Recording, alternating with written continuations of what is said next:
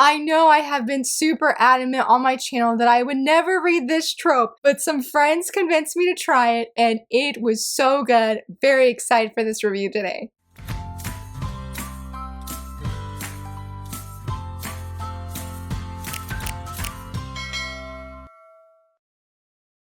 Hello friends, happy Friday. So very excited that you're here. Recently, I asked my Patreon and channel members, what is a manga you would like to see me review on my channel? And while this wasn't technically a formal pick, one of my friends and Patreon channel members, Danielle, actually recommended this manga to me. She had talked about it and I was like, I sort of want to try it, but I was pretty nervous because it is a step-sibling romance. We will talk more about that. Don't let any red flags be going off when you hear that because I know that I have definitely been that way, but there are some strong and great things that I want to say about this series. Very thankful that she recommended it to me and that I am sort of doing it as the official Patreon channel member pick of the month. I'm going to try and do every few months where they can choose something. So if you ever would like to be like, Laura, I really want you to read this, definitely sign up down below. I have all the links down there because I am really excited for this because I feel like it's like widening my shoujo horizons. But enough with that ramble. The manga I am reviewing today is Mint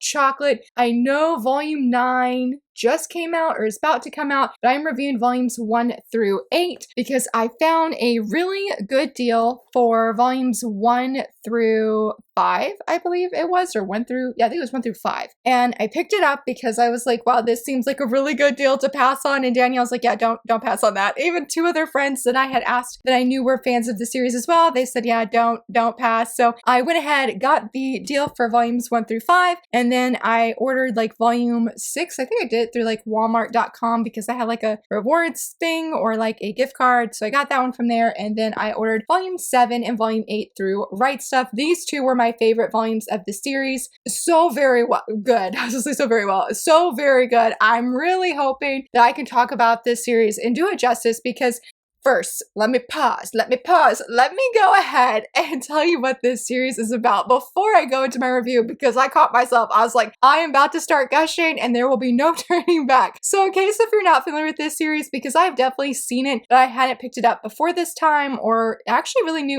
didn't know anything about it except for the whole label of the step-sibling romance. But it is about our main girl here. Her name is Nanami. Her mom tells her that she has been dating this man and she would like to get remarried because her husband had passed away when she was little. And so she tells Nanami that she would like to marry this man. But the thing is he has a son that is the same age as her. But Nanami's like, okay, that's all right. I'm really happy for my mom. Well, come to find out when she first meets her new stepdad and his son, it is the boy, this guy here, his name is Suzumura. It's hard to say his first name, so I'm just gonna go with his last name. But he has been her like longtime crush. She's had a crush on him for such a long time. And she's like, oh no, what am I gonna do now? Because like I said, she's liked him for all this time and now he is her new brother. But the thing is those feelings that she has for him are not going away, and come to find out that he actually might have feelings for her, and so begins their forbidden romance. Now, I want to start off saying, if you're hesitant of the label of the whole step-sibling romance, I totally get it because I felt the same exact way. And so what makes this series different? What made me decide to try this outside of a friend's recommendation? I tried the beginning and I feel like there is a very clear-cut line that they are not siblings. Even as I was reading, like, no, that sibling line,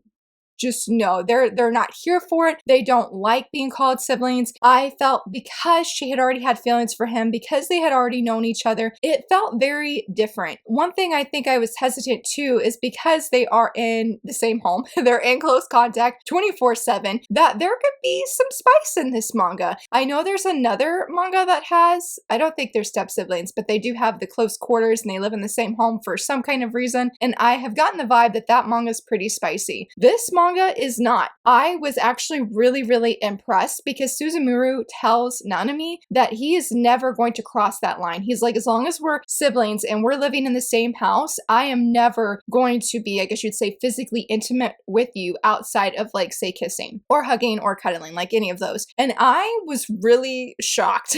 I don't know why, but I think I sort of low-key expected that, like, okay, this is, yes, a forbidden romance, so to speak. They're going to be pretty intimate relevant, but they're not. Like, there's even a time that comes where Suzumura is like, we cannot go in the bedrooms. He's like, it's getting harder for me to restrain myself, so we're gonna stay in the hallway and talk. And I'm just like, whoa, like, he really impressed me because I really feel like that I just came in expecting not to enjoy it nearly as much as I did. These main characters really surprised me. I read these volumes way too fast. Like, I don't usually typically read manga in, say, like 30 minutes. I think I've mentioned that before, but I just don't read fast like that. But these volumes are so easy to read. I feel like when you're reading, there's not a lot that happens. In a way, it sort of reminded me of Imekoi, which is one of my favorite series of ongoing shoujo manga. I did review the first volume, and this series reminds me a little bit of that. But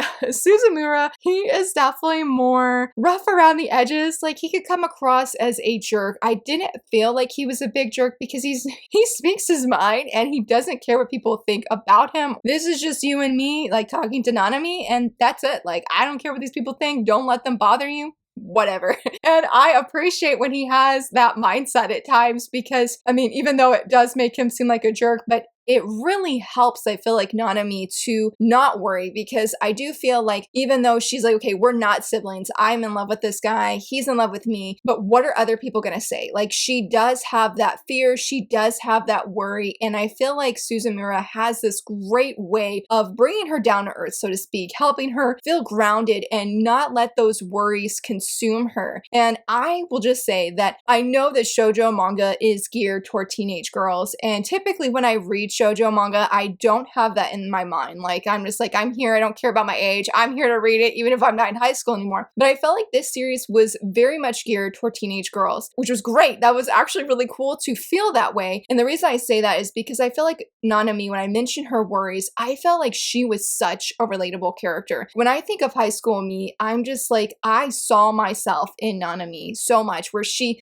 thinks up these crazy, outlandish things, not nearly as bad as Satori and no longer heroine, that's on a whole other level. But Nanami, she has these worries and these fears of like, what are people gonna think? What did it mean when Suzumura said this? Who is he talking to on the phone? Like, I feel like just things that girls, when they're dating somebody, that they worry about. And I really just love having and seeing that relatability to her. I thought she was just a vibrant character that comes off the page, especially in later volumes, where like, this girl does not take any flack, like, at all. Some of my favorite parts is when people will try and say and do say things mean about Suzumuru, and she's like, are you picking a fight with me? Because I'm not backing down. She's like, if you want a physical fight, let's go. And I'm like, oh my goodness, like, I can't believe she's doing this. Like, I could not relate on that regard. Like, nope, nope, nope. I hate confrontation. That is not my jam. So I especially admired her as a reader, like, that she was able to not back down, even though there was one moment, I think it was in volume 7, that I definitely felt afraid for her because she just didn't back down. Girl had a mic drop. I was like, oh,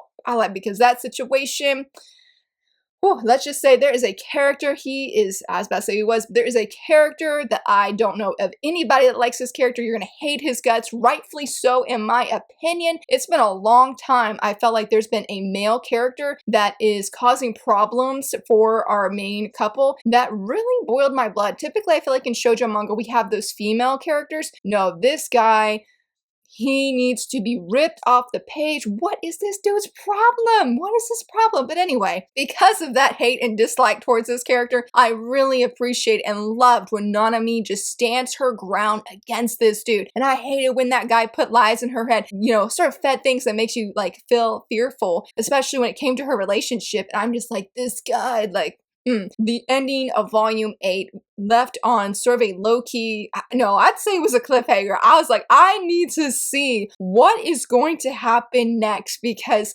yes, Suzumura is ready to snap, rightfully so. I feel in the same boat. I'm like, go after this man, put him in his place, put him in his place. But rewinding, talking about the relatability of Nanami, I'm going to say a minor spoiler for the beginning of volume 2, the end of volume 1. So I'm going to do a different color of the screen for a spoiler warning, spoiler alert. It is minor, it's not a major one, but I feel like it rightfully deserves to be said. And I'll also put spoiler here. So in 1, 2, 3, this is going to be a spoiler. So at the end of volume 1, Suzumura decides to go to the convenience store to get ice cream for Nanami because she had wanted some, but she fell asleep. So he decides to go. Well, the way that the volume 1 ends, it does not look like things ended well. You have some major fear for Suzumura and what happened. Volume 2 opens up. Nanami has woken up from her nap, so to speak, and she's like, where is Suzumura? And she's having this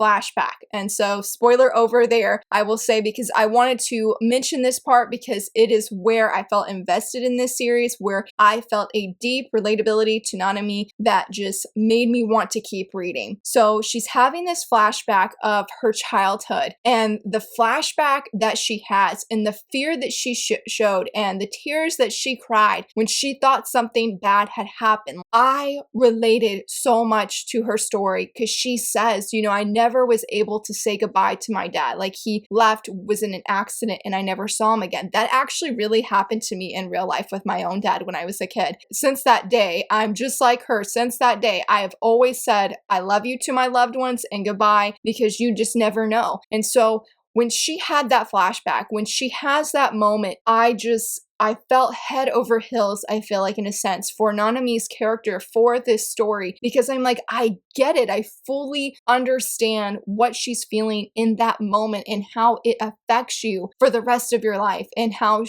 I wouldn't say like you see her say always say goodbye or always say I love you, but I feel like she does make her feelings known to Suzumura, like that she cares for him and she wants him to be able to see that. And you definitely see some things in volume 2. I tried rereading the beginning of the series a little bit before this video because there were so many great things I wanted to say about the end and just my general takeaway, but I felt like that is when I was not worried about what people are going to think of me reading this series, because I'm like, I relate to this girl. And there's other moments in the manga that I was just like, Nanami, you were such a vibe. Like, I feel like I'm seeing my teenage self on page, and I really enjoyed that, because I think it's always important when you feel like you can relate to the characters, when you feel seen and even validated. That is a very big thing, and I feel like it's just really important for me. But I never expected to get this in a romantic comedy, and that is one thing that really stood out to me when it came to this series, is that this is a fluffy shoujo romance. It's definitely much a romantic comedy for sure, but I feel like this one has something that Imakoi doesn't have. I love Imakoi. I'm not knocking it. That is in my top 10 favorite shoujo manga. It's going to be staying there for a really long time. I love and adore that series. But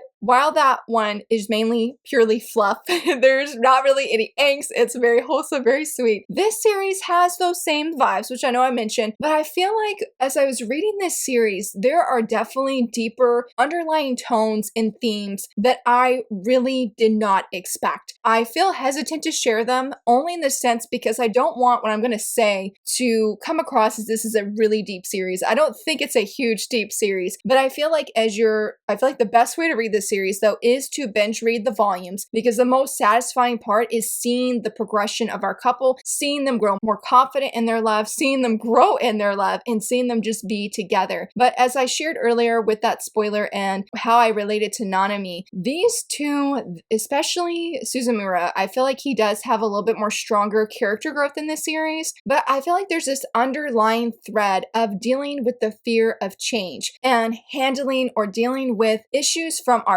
past that now affect us like today, even especially in a relationship when you wouldn't expect it. For example, Suzumura really struggles with the fear of change, and I related so much to that. I don't know how many times I have been told as an adult that it is natural and normal for us all to change as human beings, but I struggle with that. Like, even as an adult, I do not like the fear of I do not like change. I just don't. Like, if things don't change, that's totally okay with me. And I can see see mannerisms in my life that have reflected that from when I was a kid to even now. People have told me, like, you know, it's natural for us to change. And you see that later in the volumes where Suzumura is realizing that Nanami is changing. He worries like this is a bad thing. And he tells her, like, you're fine. Don't change. Just be you. But there's a comment that Nanami makes internally where she does tell him, she's like, I love you more than I did a year ago. And that love is naturally changing and it's a normal thing, but there's still that underlying fear of change where Suzumura is thinking about things. He's thinking about his past and how when there was change, it always led to bad things. And so I feel like these teenagers are dealing with the everyday life of being a teen. And there's one moment where they're like thinking about their future in the sense where they had to, you know, felt like that questionnaire thing where like, what college do you want to go to? Or what are the 3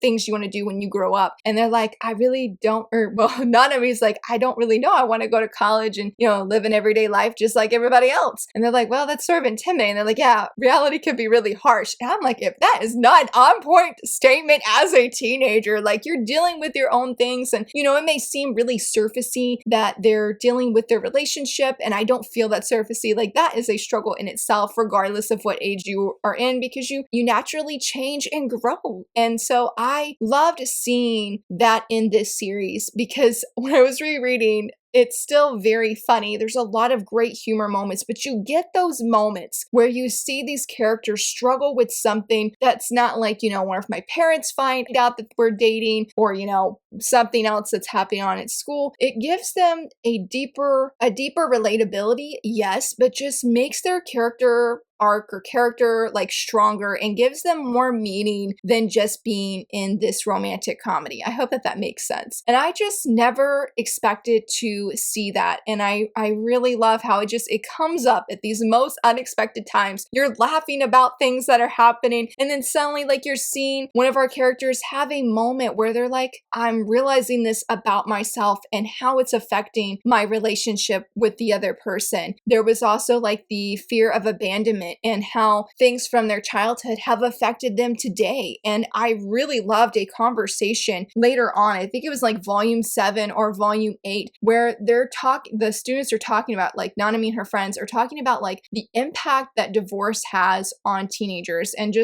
just anybody, but especially in this moment, they were referring to themselves and how one of the parents talks about the other parent really affects your view on how you view love and relationships. And so I just feel like there's these moments like that where it's just surprisingly very thoughtful and thought-provoking. It really shows the impact of how decisions from other people, especially say like our parents, how they affect us in the now. And like I said, especially when it comes to relationships where you may think, well, I'm done with that. I think Suzumura even says, well, what's the point of talking about it? Nothing's going to change. Like what happened.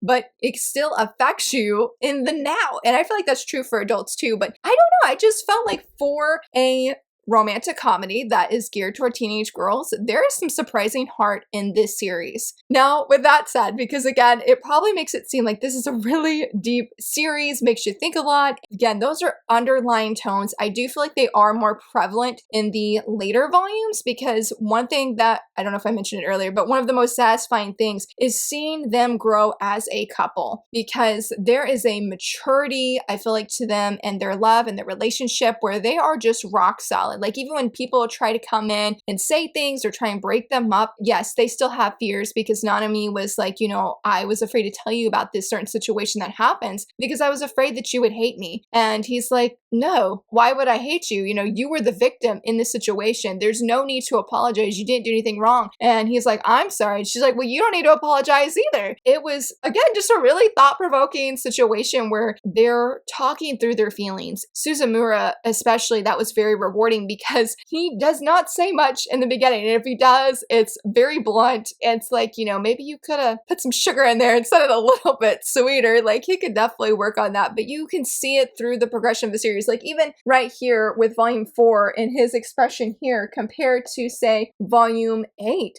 look at that. Look at the softness that he has. Like you can just tell the softness that he has in the way he's talking and the way that he reacts to Nanami and the way that he will recharge by using hugs. Like, oh, I love that. I was like, I love that little trope. It's like so super cute. And so I really love seeing that. I felt like that was something I was really able to see because I read all of these volumes together. Because I know some people online were saying that they forgot things that happened in the previous volume due to the long wait between the volumes. So I think moving forward, because I definitely plan to get volume 9, but I think moving forward that I will try and reread some of the previous volume to be up to date and fresh with things that happen in the next one, because I don't want to lose that sense. I don't want to miss any of those, of that growth and just the way that they're overcoming obstacles, overcoming internal things that have been happening to them and changing the way that they think and see the world. Like, I don't want to miss those, because even though I love laughing and I love the characters, that is one thing I love the most about this series and really enjoyed seeing. Talking about really enjoyed seeing, one of my favorite characters is our hero in a pinch. Oh my goodness, he called himself that. His name is Ando. I loved Ando. He is amazing, and I really appreciate one of the later volumes. Like, we get so much Ando on page, and you just see him and Suzumura, they're best friends, and you just see them be best friends on page. I apparently really, really love that. I can think about other series, I'm like, I love just seeing guys be friends and just do friend things. I don't know what it is, but I feel it's really special and really fun. And so I loved when we see him on, or in volume 2, and he just continues to play a role in this series. He comes in clutch so much for our leads when they're in their head, when they're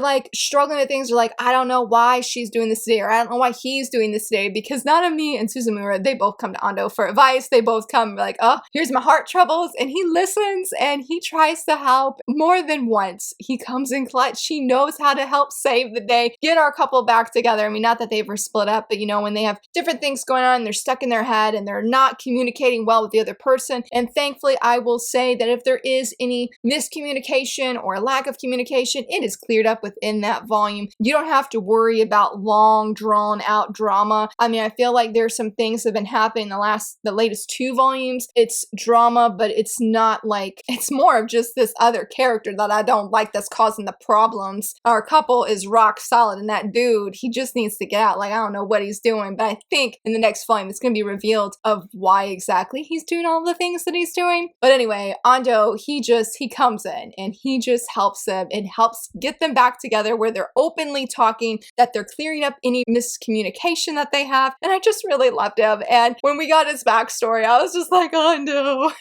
Like, I always need him to be the happy, smiling young man that he is, because he is just he's so sweet, and he is such a great best friend. I really love when you have like you have like one grumpy friend, and then you have like the happy, cheerful friend. Yes, we have that. These two really have they exude that. They really do. I love too, because there's at times where thankfully Nanami notices, but Suzumura may seem like he doesn't care about his best friend, but he really does. There's a moment where like you can tell he's worrying. He is straight up worrying, but he ain't gonna admit it. And he's like, things will be fine. Things will be fine. But I love how Nanami, she does step in and she's like, we gotta clear this up. We gotta clear this up and make sure everything is okay. They have a great friendship. There's no love triangles here. I feel like Ando tried something at the beginning, and I was a little bit leery of his character, but he is great. I feel like he is one of the best parts to highlight the series, I should say. I just really love him. I just really love him. He makes me happy, and I hope that he has a very happy ending. There is a female character that comes on scene. Like, I feel like we don't see outside of these 3 and like this one girl that comes on the page. I don't know. When I first met her, I didn't like her. Given the things that happened, I don't feel like she probably is very likable, but she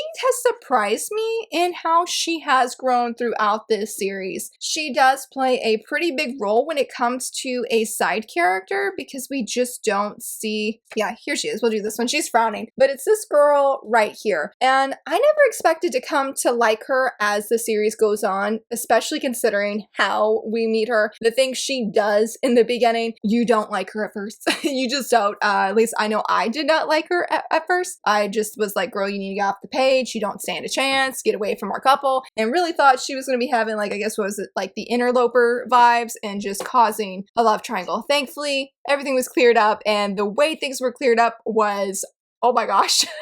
I was like, I did not expect this, because that is during that critical moment, Suzumura shows up and he is the knight in shining armor. He is the hero. And I was just like, bro, like, you ain't leaving any questions that need to be or that are unanswered. Like, no, you answered everything. You dispelled the rumors. Boom, karate chop. And I was just like, I just never ever expected that. And I love this cover right here. This is such a cute cover. This is when I believe we start getting into some of the things happening with the family, which was quite interesting. I really love Nanami's cousin. He's on the back. Look at him. He's so cute. He is such a sweet kid. He's full of surprises. I really loved his shiny, upbeat attitude. I really love the relationship he has with Nanami, even if at times it was like I related to Suzumura, like, when are you letting him do that? Like, no, you know? So Suzumura, I feel like, really reflected a lot of what us readers were feeling in that moment. But Subaru, he is a great, great character. And I'm sorry if I said his name wrong earlier. I really loved him though. Loved when he was on page and how he brings some humor, but also some surprising heart. And you see really just how much he cares for Nanami. I really, really love that. And how just his mom, I don't know what to say about his mom because I didn't like his mom, but she redeemed herself. I will say that she did redeem herself. We do learn some things about what's going on in the household of these two, and I was sort of unsure at first what I felt about that, but I don't know. I'm curious to see where things go with this series. I do feel like the last two volumes, volume 6 was good too, but I really, really loved volume 7 and volume 8. There is just something special about these two volumes. I feel like things are getting deeper. We still have the romantic comedy, but I don't know. I don't know if it's like the relationship that these two have now and how rock solid it is and how deep it is, or if it's just because now that they're third years, or if there's just the topics that I talked about earlier with those underlying deeper themes. There was something just that really special about these last two volumes and seeing the growth progression, because that was an amazing part of this series, is seeing how our couple was at the beginning, how much they sort of fought like cats and dogs, but they loved each other a bunch, and seeing them sort of mellow out a little bit, and how they know the other person's there. They know that the other person cares for them and wants to be with them, and how, especially with Suzumura, he says things that just make your heart skip a beat, especially for Nanami, where